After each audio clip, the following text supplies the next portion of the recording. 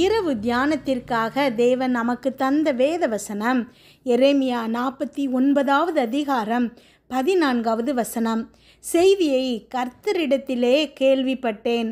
கிறிஸ்துவுக்குள் பிரியமானவர்களே, ஒவ்வொரு நாளும் நிறைய ரிப்போர்ட்டுகளை செய்திகள்லேருந்து, நம்முடைய அனுபவங்கள்லேருந்து, நம்முடைய நண்பர்கள் மற்றும் குடும்பத்தார்களிடமிருந்து, இன்னும் மற்ற பல இடங்கள்லேருந்தும் நாம் பெறுகிறோம். தேவனுடைய வார்த்தையிலிருந்தும் நாம் ரிப்போர்ட்டுகளை பெறுகிறோம். ஆனால் இந்த செய்தி மற்றவர்கள் கொடுக்குற ரிப்போர்ட்டுகளிலிருந்து முற்றிலும் மாறுபட்டதாக இருக்குது. அப்போ தான் நாம் தெரிந்தெடுக்க வேண்டிய ஒரு வாய்ப்பு நமக்கு முன்னாடி வருது. மற்றவர்களிடமிருந்து வருகின்ற ரிப்போர்ட்டுகளை நாம் விசுவாசிக்க போகிறோமா, இல்லை கர்த்தருடைய ரிப்போர்ட்டை விசுவாசிக்க போகிறோமா? இயற்கைக்கு அப்பாற்பட்ட அற்புதங்களை செய்யும் ஒரே தேவனை நாம் ஆராதிக்கிறோம். நாம் ஒரு வழியை பார்க்கலை அப்படிங்கிறதுக்காக அவருக்கும் ஒரு வழி தெரியலை அப்படின்னு அர்த்தம் அல்ல. உங்களுடைய வழியில் தேவனால் ஒரு சந்தர்ப்பத்தை கொண்டு வர முடியும். அது உங்களை புதிய உயரங்களுக்கு நேராக முன்னேற்றம். தேவனுடைய ஆசீர்வாதங்கள் கடன் என்ற அடிமைத்தனத்தை உடைத்து உங்களை வெளியே கொண்டு வரக்கூடிய வல்லமை உடையவை. அவை உங்களை தாராளமான நிறைவின் பரிபூர்ணத்துக்குள்ளே கொண்டு வரும். இன்றைக்கு நீங்கள் எதிர்கொள்ளுகிற பிரச்சனையை மனுஷரால் தீர்க்க முடியாமல் போகலாம். ஆனால் தேவனால் எல்லாம் கூடும். தேவனால் தீர்க்க முடியாத ஒரு பிரச்சனை அப்படிங்கிறது எதுவுமே இல்லை.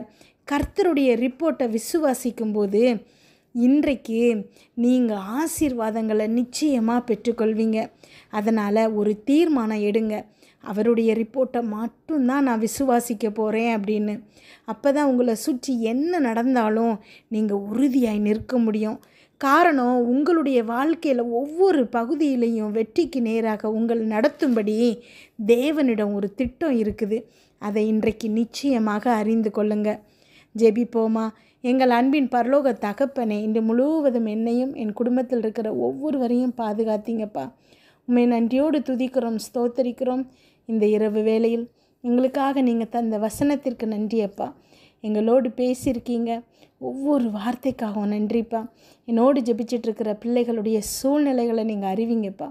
இன்றைக்கு அவங்க ஒவ்வொருத்தருக்கும் அவங்க வேண்டுதல்கள் எல்லாவற்றுக்கான பதிலை நீங்கள் செய்ய போகிறீங்கப்பா. நன்மை செய்ய போகிறீங்க ஏசப்பா. அதுக்காக நன்றி செலுத்துகிறேன். கமெண்டில் ஜெபிக்க சொல்லியிருக்கிற ஒவ்வொரு பிள்ளைகளுக்காக ஜெபிக்கிறோம்ப்பா. எக்ஸாம் எழுதி முடித்த அத்தனை பிள்ளைகளுக்காக ஜெபிக்கிறோம்ப்பா. எழுத போகிற பிள்ளைகளுக்காக ஜெபிக்கிறோம்ப்பா. எல்லாருக்கும் அப்பா சரீர பலத்தை கொடுங்கப்பா, ஞானத்தை கொடுங்க ஏசப்பா. ஆவியானவர் அந்த பிள்ளைகளோடு இருந்து அப்பா அவர்களுக்கு சொல்லி கொடுக்கட்டும் ஏசப்பா. நல்ல ஞாபக சக்தியை கொடுங்கப்பா. எழுதும்போது அப்பா நீங்கள் கரங்களை பிடித்து அப்பா எக்ஸாம்ஸ் எழுதுங்க ஏசப்பா. ஒவ்வொரு பிள்ளைகளையும் உங்கள் கரத்தில் கொடுக்குறேன் ஏசப்பா. நன்றி அப்பா, ஸ்தோத்திரம் ஏசப்பா. என்னோடு ஜெபிச்சிட்ருக்கிற இந்த பிள்ளைகள் ஒவ்வொருத்தரையும் நீங்கள் பேர் பேராய் ஆசீர்வதிங்கப்பா. மற்ற எல்லாவற்றை காட்டிலும் உம்முடைய வார்த்தையை நாங்கள் விசுவாசிக்கும்படி இன்றைக்கு தீர்மானம் எடுக்கிறோம்ப்பா. நீங்கள் எங்களுடைய சார்பில் இந்த சூழ்நிலைகளின் பின்னணியில் வேலை பார்த்துட்ருக்கீங்கிறத நாங்கள் முழு நிச்சயமாக அறிந்திருக்கிறோம்ப்பா. இவ்வுலகத்தின் எதிர்மறையான சத்தங்களுக்கு என் செவியை நாங்கள் விலக்கி கொள்ள எங்களுக்கு கிருபையாய் உதவுங்கப்பா. எங்கள் வாழ்க்கையில் ஒவ்வொரு நாளும் உம்முடைய நல் தயவின் மீது எங்கள் கவனத்தை பதிக்க எங்களுக்கு உதவுங்கப்பா. ஆமென். நன்றி அப்பா, ஸ்தோத்திரம் ஏசப்பா. என்னோடு ஜெபிச்சிட்ருக்குற நீங்கள் ஒவ்வொருத்தரும் இன்றைக்கு எடுக்க வேண்டிய தீர்மானம் இதுதான். இந்த உலகத்தில் யார் எந்த ரிப்போர்ட் சொன்னாலும் நீங்கள் நம்ப வேண்டியது கர்த்தருடைய ரிப்போர்ட் மட்டும்தான்.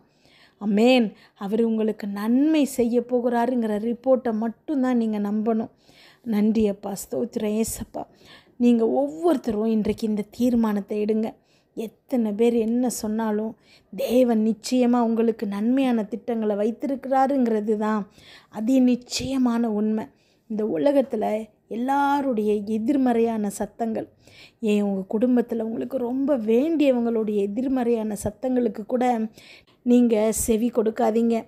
ஏன்னா உங்கள் காதுகளில் கேட்கப்பட வேண்டியது, நீங்கள் முழு நிச்சயமாக நம்ப வேண்டியது தேவனுடைய ரிப்போர்ட்டை மட்டும்தான். ஏன்னா அந்த மனிதனால் செய்ய முடியாத காரியம் நிறைய இருக்கலாம், ஆனால் தேவனால் செய்ய முடியாத காரியம் ஒன்றுமே இல்லை. அப்பேற்பட்ட தேவனை, சர்வ வல்ல தேவனை நாம் ஆராதிச்சிட்ருக்கிறோம். நாம் ஒவ்வொருத்தரும் அந்த தேவனை தான் ஆராதிக்கிறோம். ஆமென். அவரால் செய்ய முடியாத காரியம் எதுவுமே இல்லை. அப்போது உங்களுக்கு நன்மை செய்வது அவருக்கு மிக மிக ஈஸியான விஷயம். நீங்கள் செய்கிற சின்ன சின்ன தவறுகள் அவர் உங்களுக்கு செய்ய போகும் நன்மையை தடுக்க போகிறதில்ல. சிலுவையில் உங்களுக்காக வெற்றி சிறந்த இயேசு கிறிஸ்து இன்றைக்கும் உங்களுக்கு நன்மை செய்பவராக இருக்கிறாரு.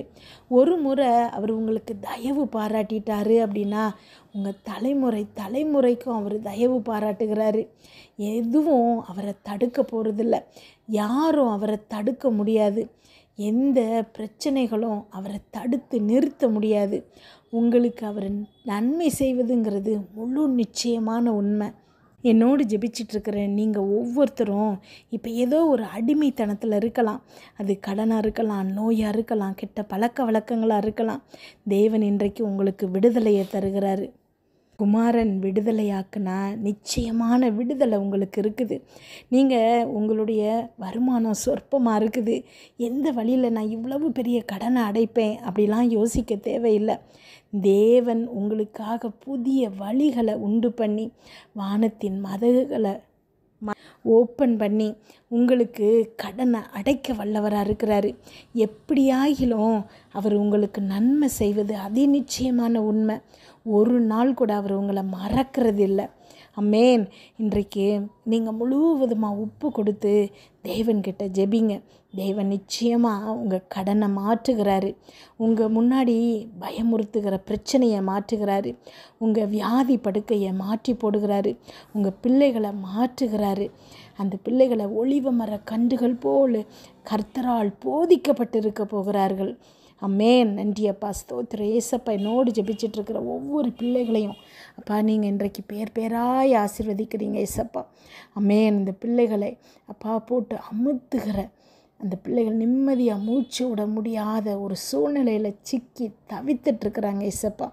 இன்றைக்கு நீங்கள் எல்லா கட்டுகளையும் உடைத்து விடுதலை செய்கிறீங்க ஏசப்பா. அதுக்காக உமக்கு நன்றி செலுத்துகிறேன் அப்பா. உம்முடைய நாமத்தில் இந்த பிள்ளைகளுக்கு இன்றைக்கு முழு விடுதலை கிடைப்பதாக. அப்பா என்னோடு ஜெபிச்சிட்டு இருக்கும்போது இந்த பிள்ளைகளுடைய இருதயம் இந்த வார்த்தைகளை நீங்கள் சொல்லுகிற ரிப்போர்ட்டை முழு நிச்சயமாக நம்பணும் ஏசப்பா. உலகத்தில் இருக்கிறவங்க, கூட இருக்கிறவங்க, மிக நெருக்கமானவங்க, அனுபவம் பெற்றவங்க, இப்படி எல்லாரும் எதிர்மறையாக பேசினா கூட எதையும் அந்த பிள்ளைங்க காதில் வாங்காமல் நீங்கள் சொல்லுகிற ரிப்போர்ட்டை மட்டும் நம்பணும் ஏசப்பா. இன்றைக்கி இந்த பிள்ளைகளுக்கு நீங்கள் தயவு பாராட்டுங்கப்பா. உங்களுடைய கிருபை இந்த பிள்ளைகளோடு இருக்கட்டும் ஏசப்பா. ஆமென். கண்டதையும் நினச்சி இருதயத்தில் சஞ்சலமும் தவிப்போடு இருக்கிற பிள்ளைகளுக்கு இன்றைக்கு நீங்கள் அதை நீக்கி போடுகிறமைக்காய் நன்றி ஏசப்பா. இருதயத்தின் அத்தனை பயங்களையும் எடுத்து போடுங்க ஏசப்பா. ஆமென். ஸ்தோத்திரம் அப்பா. நன்றி ஆண்டவரே. ஆவியானவர் இந்த பிள்ளைகளோடு இருக்கட்டும் ஏசப்பா.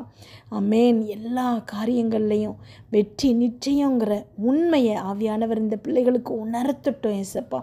இன்று இரவு நிம்மதியாப்பா சந்தோஷமாக தூங்க வைங்கப்பா. வீட்டை சுற்றியும் இரத்தத்தை தெளிக்கிறோம். அதிலிருந்து புறப்படுகிற வல்லமை எல்லா தீங்கு பொல்லாப்பு பொறாமை எரிச்சல் கெட்ட ஆவிகள் பில்லி சூனிய மந்திர சேவனை பாவம் சாபம் நோய் விபத்து எல்லாவற்றிலிருந்து விலக்கி பாதுகாப்பதாக. நாளை காலை எழுந்திருக்கும் போது புதிய கிருபையால் தாங்குங்கப்பா.